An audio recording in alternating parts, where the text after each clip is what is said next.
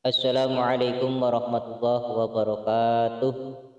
Bismillahirrahmanirrahim. Alhamdulillahirabbil alamin.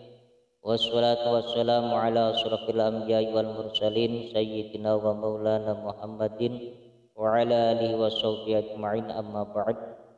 Qala al-musannifu rahimahullahu ta'ala wa nafa'na bihi wa bi 'ulumi wa amadana fi dharain amin amin ya rabbal alamin.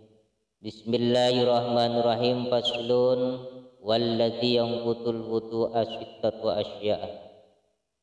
Faslun utawi iku ana suwiji pasal walladzi lan utawi perkara yang kudu kang ngrusak apa alladzi ngrusake mau al wudu'a ing wudu. Iku sittatu asya'a iku ana 6 pira-pira suwiji-wiji.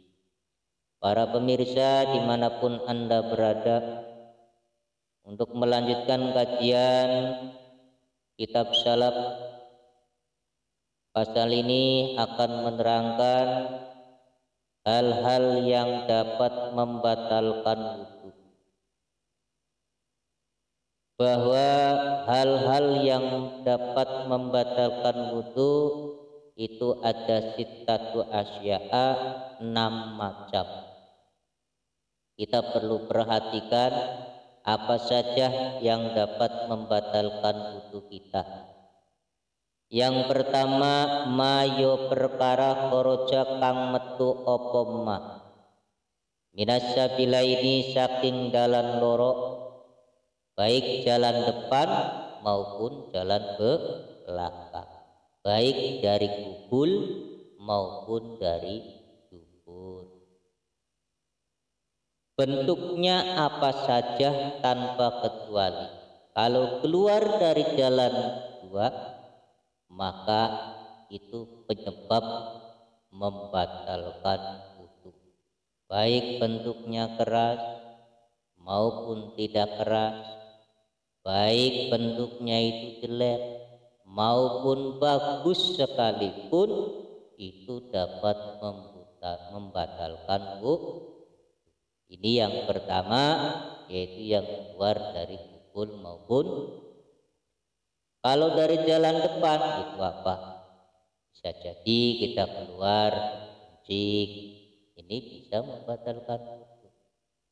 Kalau dari belakang itu BAB atau kentut, itu bisa membatalkan wudu. Itu salah satu bentuk yang keluar dari dua jalan tersebut.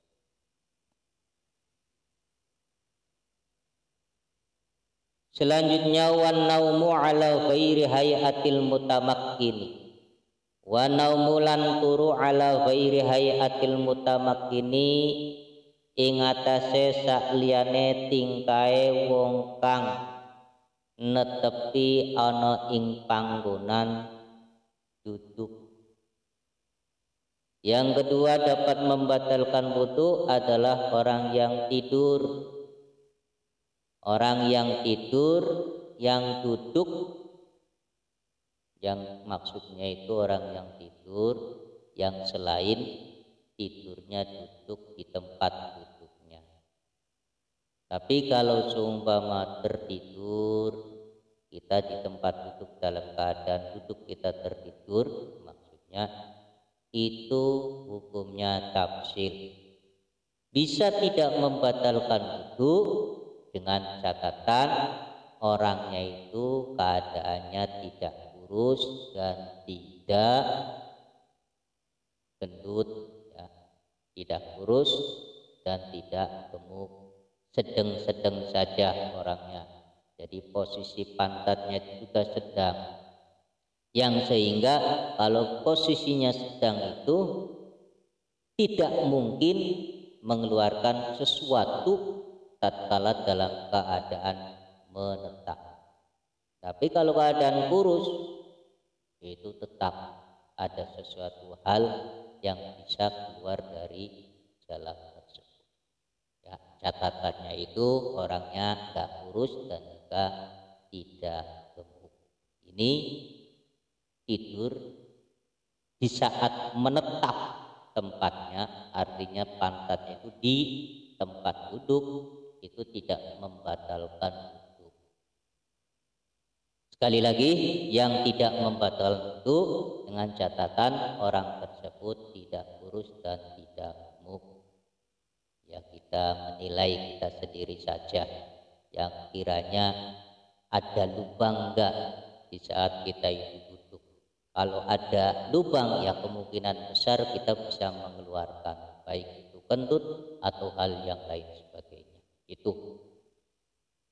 Yang ketiga, wajawalul akli lan ilange akal bisukrin sebab mendem utawi mabuk au marodin utawa karena sakit. Yang ketiga, yang dapat merusak wudu adalah sebab hilangnya akal,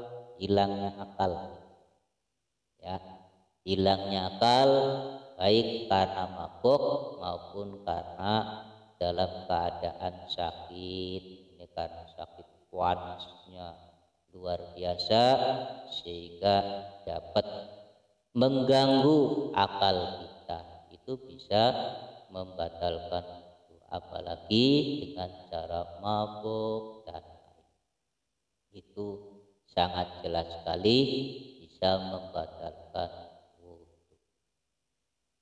Selanjutnya, walam surrojuli lan gepoke wong lanang al mar'ata ing wong wadon al ajnabiyata kang bangsa wong liya min ghairi hailin saking tanpa perkara sing ngaling-aling. Selanjutnya yaitu perkara yang membatalkan wudu. Yang keempat, ya, 1, 2, 3. Yang keempat adalah sentuhannya laki-laki terhadap perempuan lain tanpa ada penghalang. Ya, ini menyentuh laki-laki dengan perempuan yang bukan nasab, ini bisa membatalkan wudu kita. Makanya hati-hati. Tetapi yang dapat membatalkan wudu tersebut dengan sentuhan kalau toh tidak ada penghalang di antara anggota laki-laki dengan perempuan. Kalau toh ada penghalangnya berarti tidak membatalkan. Lah yang dimaksud hail itu yang jadikan penghalang ini cara umum. Baik penghalangnya itu berbentuk transparan atau emang juga penghalang itu bisa menutupi anggotanya, ya. Seperti halnya umpama plastik. Ini kan plastik itu kan tetap transparan. Tapi kalau sentuhan tersebut itu emang ada penghalang plastik, maka tidak membatalkan wudu. Apalagi yang menutupi. Ini yang perlu diperhatikan. Yang kelima, wa masku fardil adami lan gepoke farji anak adam di batinil kafi kelawan batine efek-efek. Yang selanjutnya yang membatalkan wudu adalah menyentuh kemaluan anak Adam dengan menggunakan telapak tangan yang bagian dalam, ya, telapak tangan bagian dalam. Kalau menyentuhnya itu di luar, artinya di luar dari telapak tangan, itu tidak membatalkan wudu. Ini mestinya harus digambarkan. Yang dimaksud batin telapak tangan itu yaitu yang di depan gitu. Tapi kalau telapak tangan bagian atas, artinya apa? Punggung telapak tangan itu kalau menyentuh pakai punggung telapak tangan itu termasuk luar, maka tidak membatalkan wudu. Makanya kalau kalian punya wudu di tengah-tengah kita ada sedikit sesuatu hal yang mengganggu sehingga harus digaruk, itu digaruknya itu jangan menggunakan batin telapak tangan, tapi luar telapak tangan, itu tidak membatalkan itu. Wa massu halqati duburihi alal jadid. Yang keenam yaitu wa massul halqati duburihi lan ngepoke kolongane dubure anak Adam alal jadidi ing atase kaum jadid, menyentuh bagian lingkaran anus itu dapat membatalkan wudu. Itu yang dimaksud wa mashu halqati duburi, itu lingkaran-lingkaran yang ada di anus kita. Ini menurut kaul jadid dapat membatalkan. Faslun ay hadza faslun walladhi yujibul ghusla sittatu asya. Faslun ay hadza faslun walladhi utawi perkara yujibu kang majibaken apa alladzi al-ghusla ing adus iku sittatu asya'a iku ana 6 pira-pira suwiji-wiji. Pasal selanjutnya yaitu perkara yang dapat mewajibkan mandi, itu ada 6 macam. Kita perhatikan apa saja yang dapat mewajibkan kita mandi, itu sejumlah 6 macam.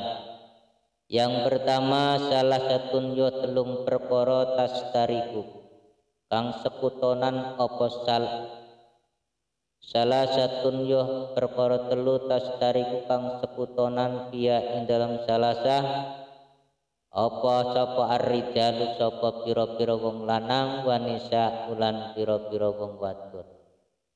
Perkara yang mewajibkan mandi ada 6 macam, yang 3 berlaku untuk laki-laki dan perempuan, maksudnya begitu.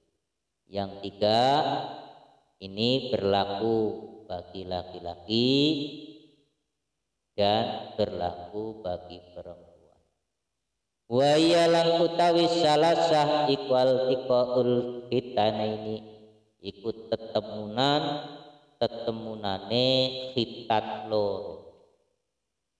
Yang mewajibkan mandi yang berlaku baik laki-laki maupun perempuan, yaitu tatkala pertemuan antara 2 khitan. Ini dapat mewajibkan mandi.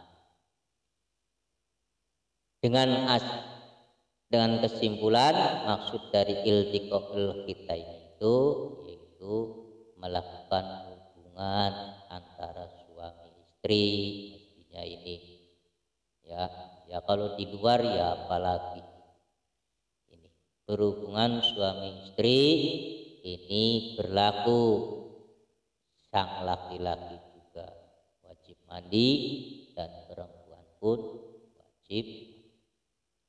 Wa inzalul mani lan metune mani wal mautulun mati. Yang selanjutnya yaitu karena keluarnya sperma. Baik keluarnya sperma itu disengaja ataupun tidak sengaja, maka itu bisa mewajibkan mandi. Baik itu karena keluar maninya itu dimasukkan ya apalagi, atau tidak dimasukkan dengan sebab-sebab lain.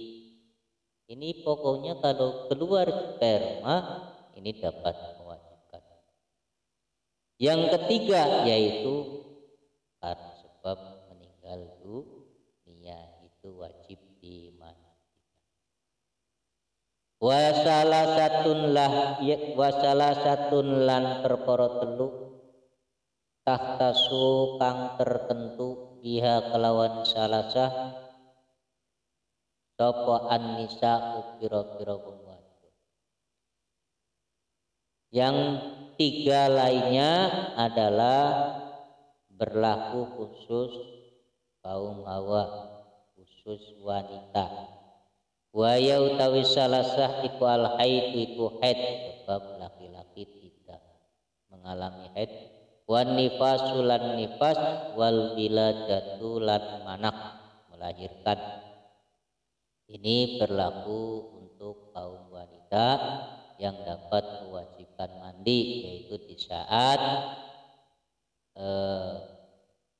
habis haid dan nifas dan juga melahirkan. Faslun wa qaraitul ghusli salah satu asya'a an-niyat wallahu a'lam bishawab. Insyaallah pada kesempatan yang lain kita lanjutkan. Untuk kajian ini kita diakhiri, mudah-mudahan apa yang saya sampaikan bisa bermanfaat. Amin amin ya rabbal alamin.